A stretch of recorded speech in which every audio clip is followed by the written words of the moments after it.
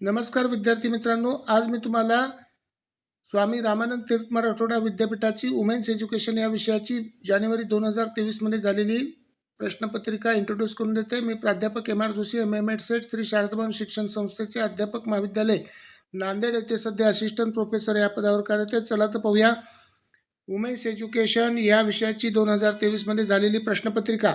सुरुवातीला दिलेली माहिती वाचा. This question paper contains 2 printed pages. Code दिलेला DC09/2022. फॅकल्टीचं नाव दिले faculty of education, B.Ed second year third semester examination जानेवारी 2023. Education main subject women's education. विषयाचं नाव दिलेलं आहे. ट्यूजडे 3 जानेवारी 2023ला हा पेपर झालेला आहे. दुपारी 2 ते 5च्या दरम्यान. टाईम दिलेला आहे 3 आवर्स. मॅक्झिमम मार्क्स आहेत 75. या ठिकाणी मॅक्झिमम मार्क्स दिलेले 75.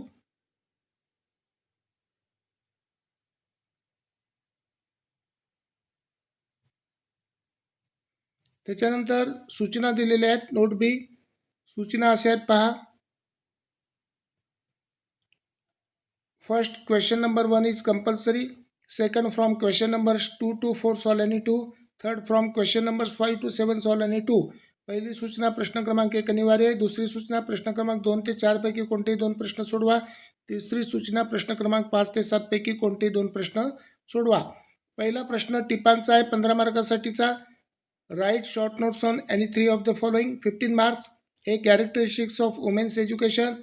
B, women's development. C, barriers to women's empowerment. D, Savitribai Phule.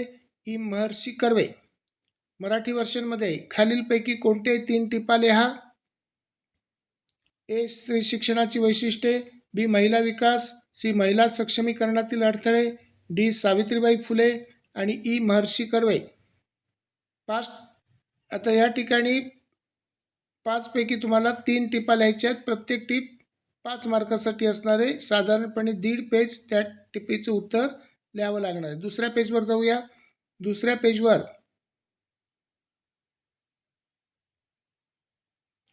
दुसरा प्रश्न आहे. Explain the concept of women education and write in detail the need and importance. 15 मार्कासाठीचा क्वेश्चन आहे.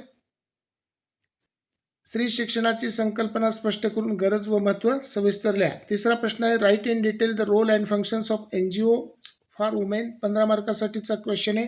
स्त्रियांसाठी स्वयंसेवी संस्थांची भूमिका व कार्य सविस्तर लिहा. चौथा प्रश्न आहे. Explain the historical views of women education in India.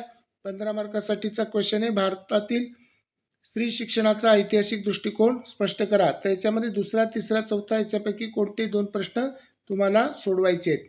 त्याच्यानंतर 5वा, 6वा, 7वा यापैकी कोणतेही 2 प्रश्न तुम्हाला सोडवायचे आहेत. 5वा प्रश्न असा. Explain the importance of the concept for woman empowerment. महिला सक्षमीकरणाची संकल्पना सांगून महत्त्व स्पष्ट करा. 6वा प्रश्न आहे. Explain the role of society, school and teachers for women empowerment. 15 मार्कासाठीचा क्वेश्चन आहे. महिला सक्षमीकरणासाठी समाज, शाळा आणि शिक्षकाची भूमिका स्पष्ट करा.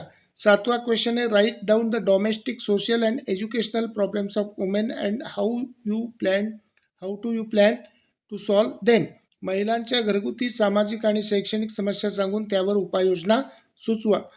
तर अशा पद्धतीचे 5वा, 6वा, 7वा या 3 प्रश्न आहेत. त्यापैकी कोणतेही 2 प्रश्न तुम्हाला सोडवायचे. तर ही प्रश्नपत्रिका साधारणपणे त्या ठिकाणी 75 मार्काची आहे आणि 5ही प्रश्न त्या ठिकाणी तुम्हाला सोडवायचे आहेत. पहिला कंपल्सरी आहे. दुसरा, तिसरा, चौथा याच्यामधून कोणतेही 2 आणि 5वा, 6वा, 7वा याच्यातून कोणतेही 2.